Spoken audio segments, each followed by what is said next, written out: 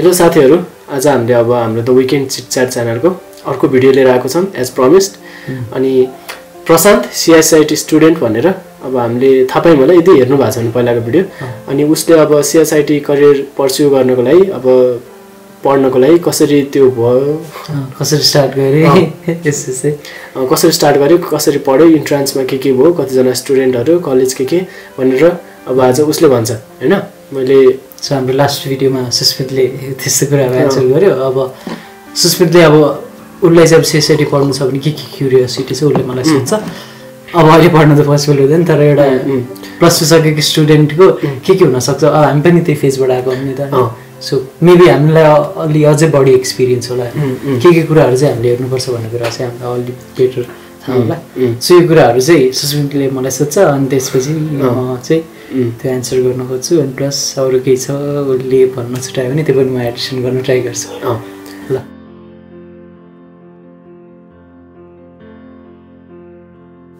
जस प्रशान्त भन नि त हैन। अब तिमीले सिएसआइटी कलेज को एडमिसन लिनुभन्दा पहिलाको जर्नीहरू कता कता गयो, के पढ्यौ हैन, त्यो भन न।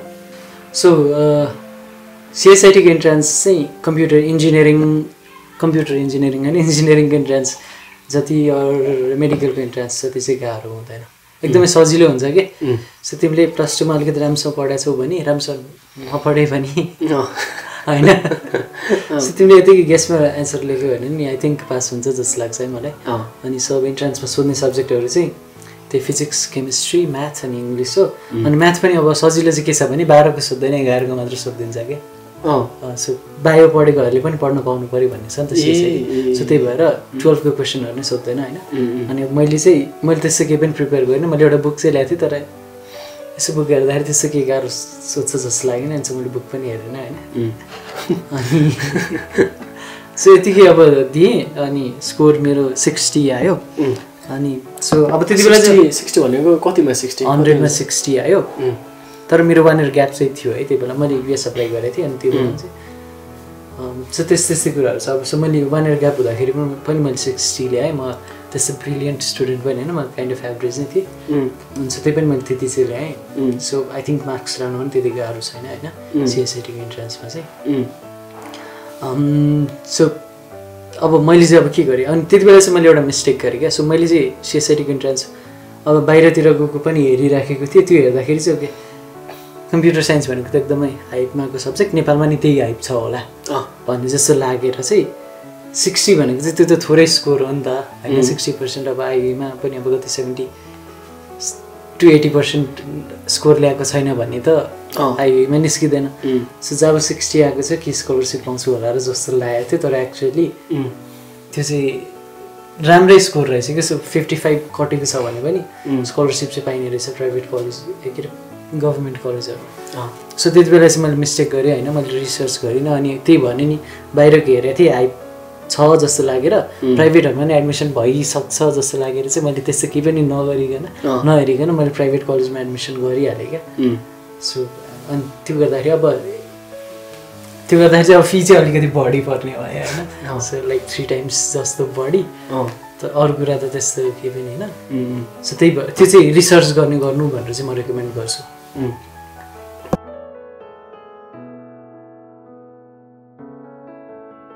प्रशान्त, अब सिएसआइटी कलेजभित्र छिर्यौ होइन, अनि अब हाम्रो कोर्स सिलेबस बाहेकहरू कस्तो एक्स्ट्रा एक्टिभिटिजहरू हुन्छ? जस्तै अब तिमीले मलाई पहिला कहिले भनेको थियौ नि, अब ह्याकाथनमा पार्ट लिएको, जितेको होइन, त्यो प्रोसेस के हुन्छ, इभेन्टहरू कस्तो अर्गनाइज हुन्छ, हामीलाई जस स्किल डेभलप हुनको लागि सिएसआइटी कलेजहरूले कसरी हेल्प गर्छ तिमीले बुझेअनुसार भन न। ओके, सो कलेजहरूले चाहिँ अब यो दुःख लाग्दो कुरा के हो भने कलेजहरूले चाहिँ मार्केटिङ क्याम्पेनमा चाहिँ एकदम धेरै इन्भेस्ट गर्छन्। त्यसपछि एडमिसन गरेपछि चाहिँ त्यसलाई जस्टिफाई गर्ने गरी चाहिँ त्यो एफर्ट चाहिँ देखिँदैन कि। सो त्यो सुनेर चाहिँ अलिकति बिलिभ नगरौँ होइन। सो कुनै कुराहरू चाहिँ गर्छन्, लाइक फर इक्जाम्पल हाम्रो कलेजमा अब के प्रमिस गरेछ भने सिएसआइटीको ड्युरेसनभरि, कोर्स ड्युरेसनभरि चाहिँ हामीलाई एक्स्ट्रा 4वटा ट्रेनिङ चाहिँ दिनु भनेको छ कि।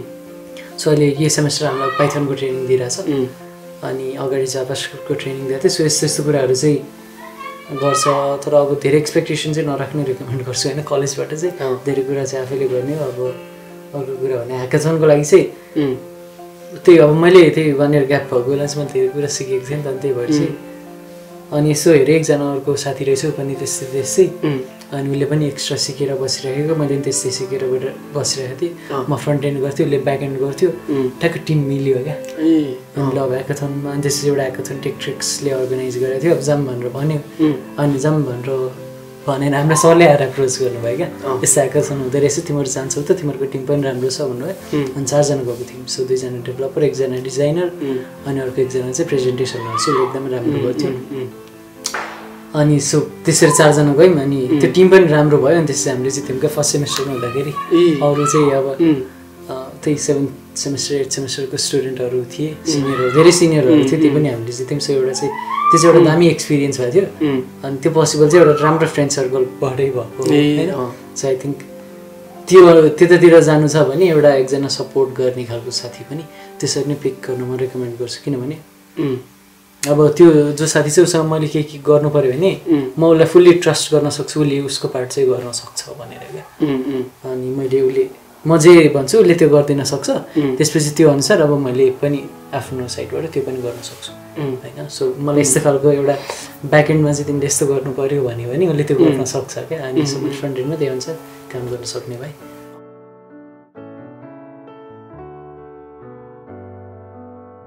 अब प्रशान्त यस्तो भन नि त, अब सिआइएसआइटी पढ्न चाहने स्टुडेन्टहरूको लागि अब तिनीहरूलाई तिमीले एट्र्याक्ट गर्नु पर्यो रे, भाइ बहिनी तिमीहरूले यस्तो यस्तो सिक्छौ होइन, तिम्रो 4 year पछि तिम्रो यस्तो करियर डेभलप हुन्छ, तिमीले यस्तो यस्तो अपर्च्युनिटीहरू पाउँछौ भने जस्तो ल सिएसआइटी किन लिने भन्न त जस अब। ओके सो यो चाहिँ सिएसआइटी होइन, कोर्स कुनै जुनसुकै कोर्स होस्, मान्छेहरूले अब स्टुडेन्टहरूले भन्ने चाहिँ के हुन्छ भने कलेजले चाहिँ केही पनि सिकाउँदैन। अनि यो चाहिँ अब काइन्ड अफ मिथ जस्तो पनि लाग्छ मलाई होइन। कलेजको कुरालाई सिरियसली नलिएपछि त अब त्यसले के गर्छ के गर्दैन भन्ने कुरा सिक्ने त अल्टिमेटली आफै हो, त्यो त आफैले हो होइन। तर त्यो पनि अब कलेजले केही पनि गर्दैन भन्ने कुरा चाहिँ आई थिङ्क त्यो चाहिँ ठिक हो जस्तो लाग्दैन कि मलाई। अब किनभने कोर्सले त अब मलाई रिसेन्टली एकजनाले सोध्दै थियो कि सो तिमीले अहिलेसम्म जे एचिभ गरेछौ त्यसको लागि कलेजलाई के अरे कोर्सलाई क्रेडिट दिन्छौ कि दिँदैनौ भनेर। सो म दिन्छु होइन, कति दिन्छु भन्ने कुरामा डिपेन्ड गर्छ। सो अब मैले अब ब्याकएन्ड गर्नु पऱ्यो भने मलाई अपरेटिङ सिस्टमको कुराहरू थाहा हुनुपर्छ होइन, फाइल म्यानेजमेन्टहरू कसरी गर्ने, प्रोसेसहरू कसरी काम गर्छ होइन, मल्टिथ्रेडिङ कसरी गर्ने। सो मलाई एउटा त्यो मलाई एकदमै अब एकदम टेक्निकल डिटेल्समा नजाऊँ होइन, तर जे अब ब्याकएन्ड अब सर्भर रिलेटेड काम गर्नु छ भने मलाई त अपरेटिङ सिस्टमको बारेमा थाहा हुनु पऱ्यो। सो यो कुराहरू अपरेटिङ सिस्टममा पढाउँछ। अनि अब मलाई एप्लिकेसन अब ब्याकएन्ड गर्नु छ भने मलाई डेटाबेसको कुराहरू पनि हेर्नु पऱ्यो, डेटाबेस पनि पढाइ हुन्छ। अनि अब वेब कसरी काम गर्छ यो कुरा पनि पढाइ भएको हुन्छ। तर अब यो कुराहरू चाहिँ अब मान्छेहरूले अलिकति सिरियसली लिँदैनन् होइन, अनि त्यही भएर चाहिँ अब कोर्सले के पनि पढाउँदैन भन्ने भए सक्यो क्या।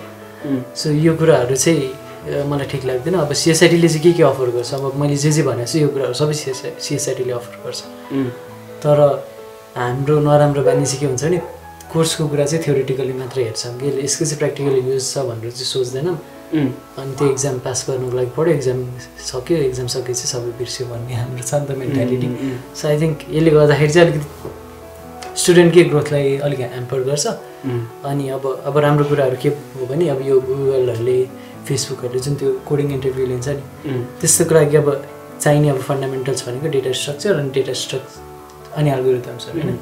हामीले एउटा design and analysis of algorithm भन्ने छुट्टै सब्जेक्ट पढ्नै पर्छ कि त्यसले चाहिँ अब डिफ्रेन्ट टाइप अफ एल्गोरिदमहरू त्यसको बारेमा त्यही एल्गोरिदम स्पेसिफिक नै उसले पढाउँछ। तर यो कुराहरू स्टुडेन्टहरूले सिरियसली लिन्छन् लिँदैनन्, त्यो चाहिँ प्रब्लम हो कि। अब टिचरहरू पनि इक्वली ब्लेम गर्न मिल्छ होइन, कोही पनि त्यो के अरे राम्रो नराम्रो भन्ने त हुँदैन होइन। अब टिचरहरूले पनि अब त्यसमा फोकस गराउँदैनन् कि, त्यो कुराहरू चाहिँ अलिकति प्रब्लमेटिक नै छ। अनि अब अरू चाहिँ जाभाहरू पढ्छौँ हामी, डटनेटहरू पढ्छौँ, यो कुराहरू इन्जिनियरिङमा हुँदैन होइन। सो यो कुराहरू चाहिँ सिएसआइटीमा छ, इन्जिनियरिङमा छैन। सो सफ्टवेयर डेभलपमेन्ट रिलेटेड कुराहरू पढ्नु छ भने चाहिँ सिएसआइटी पिक गर्ने, त्यो हार्डवेयरको नलेजहरू अरू इन्जिनियरिङको नलेजहरू लिएर आफूलाई प्रेसर लिनु छैन भने सिएसआइटी चाहिँ बेस्ट हो।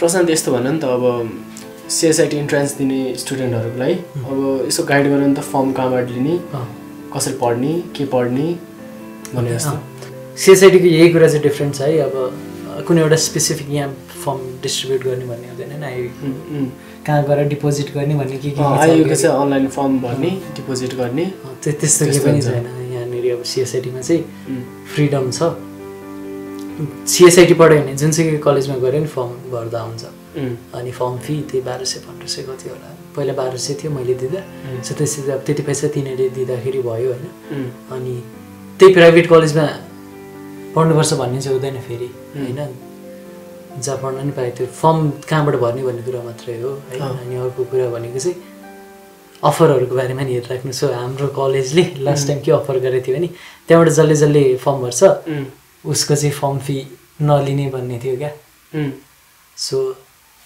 त्यो त्यहीँनिर पढ्नुपर्छ भन्ने क्लज पनि थिएन नाम निस्केपछि सो त्यस्तो केही पनि थिएन सो यदि त्यस्तो केही अफर भयो भने त्यो पनि हेरिराख्नु अनि अब पढ्नको लागि त्यही अब फिजिक्सहरू त्यस्तो केही पढ्नै पर्दैन क्या कन्सेप्ट राम्रो छ भने अनि त्यही 11-12को एक्जाम पढेकोले पुग्छ तर अब यो कोभिड सिचुएसन अनि अहिले हेर्दाखेरि सो मेबी कति कुराहरू बिर्सिसक्यो होला नि त सो आई थिङ्क त्यसको लागि चाहिँ अब त्यही 11को म्याथको कन्सेप्टहरू कम्प्लेक्स नम्बरहरूको कुराहरू त्यस्तो कुराहरू बढी सोध्छ अनि फिजिक्सको पनि सिम्पल कुराहरू हुन्छ त्यति गाह्रो चाहिँ हुँदैन सिएसआइटीको इन्ट्रान्स चाहिँ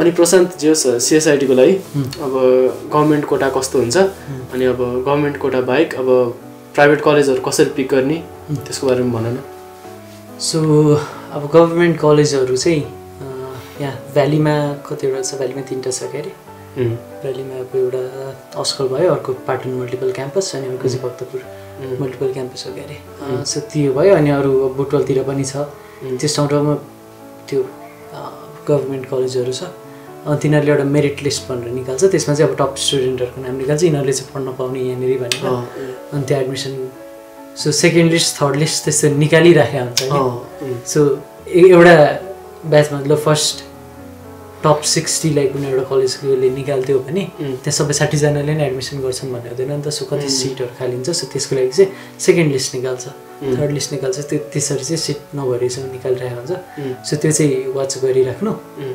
अब गभर्मेन्ट कलेजमा पढ्नु छ भने फी चाहिँ त्यही त्यो जहाँ पनि सेम नै हुन्छ है गभर्मेन्ट कलेजमा त्यस्तो त्यो रेगुलर र पार्सियल भन्ने खालको चाहिँ हुँदैन हाम्रो सो कति 2,50,000 चाहिँ गभर्मेन्ट कलेजमा अब अरू प्राइभेट कलेजमा त्यही 5-6 लाख 7 लाख 8 लाख कलेज हेरी हुन्छ फी चाहिँ अनि त्यो अब प्राइभेट कलेजहरूमा चाहिँ 48 सिट्स हो गभर्मेन्ट कलेजहरूमा चाहिँ मलाई त्यति याद भएन पहिला अब कति 60 सिट थियो स्कुलमा त्यसै कति थियो अहिले चाहिँ बढाएको छ कि सबैतिर यो कुरा चाहिँ अब रिसेन्ट फ्याक्टहरू चाहिँ अब अहिले पढिरहेको स्टुडेन्टहरूसँग बुझ्दा हुन्छ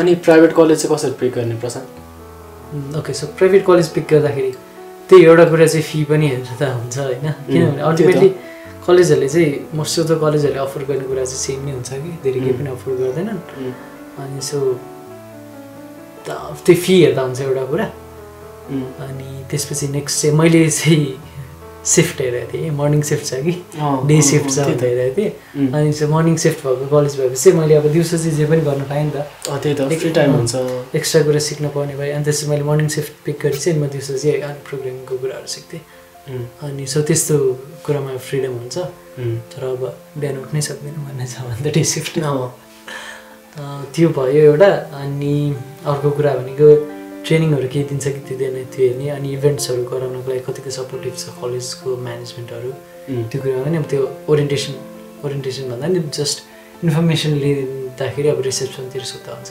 त्यसपछि अब उनीहरूले राइट मान्छेतिर पोइन्ट गरिदिएला सो त्यसरी बुझ्दा हुन्छ कि त्यही मेन कुरा भने fee second extra curricular activities third कतिको सपोर्टिभ छ फोर्थ एकाडेमिक्सको कुरा नि हेर्दा हुन्छ तर सबैतिर उस्तो यस्तै हो एउटै टिचरले 3-4 तिर भइरहेको हुन्छ सो मोस्ट लाइकली मलाई पढाउने टिचरले कुनै न कुनै सेमेस्टरमा उनीहरूलाई अब जस यो भिडियो हेर्ने सबैलाई पढाउला कुनै न कुनै टाइममा होइन सो त्यस्तै हुन्छ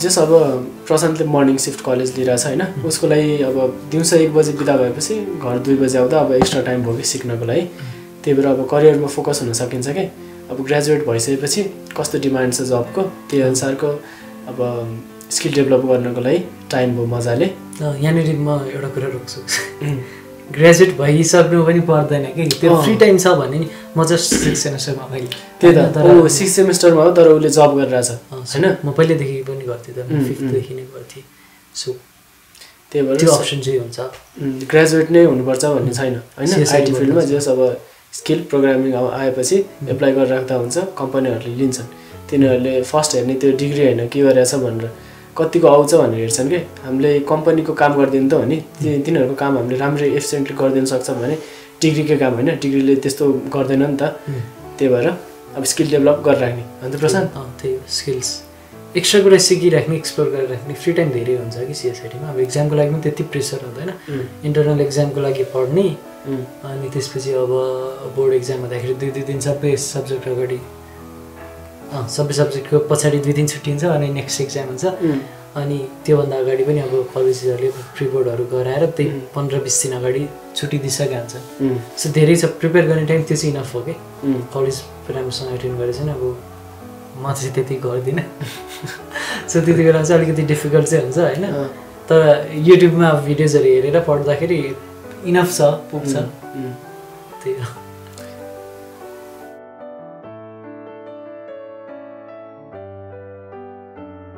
ल अब यतिमै यो भिडियोलाई पनि कन्क्लुड गर्छौँ हामी होप यो कुराले यो इन्फर्मेसनले के हेल्प होस् यो भिडियो राख्नु भएको स्टुडेन्टहरूलाई प्लस अब यो हामीले 3टा भिडियो बनाएको छौँ सिएसआईटी भर्सेस इन्जिनियरिङ अनि इन्जिनियरिङको कुराहरू अनि सिएसआईटीको कुराहरू सो यसमा पनि अझै के क्वेसन्सहरू छ भने हामी फलोअप भिडियोज पनि बनाउन सक्छौँ सो त्यस्तो केही छ भने क्वेसनहरू चाहिँ अब कमेन्ट पनि ड्रप गर्नु त्यो भिडियोको लिङ्कहरू नै हामी डिस्क्रिप्सनमा हालिदिन्छौँ सो होइन थ्याङ्क्स फर वाचिङ यो भिडियोले तपाईँलाई हेल्प होस् अनि good luck for your future endeavours thank you thanks for watching by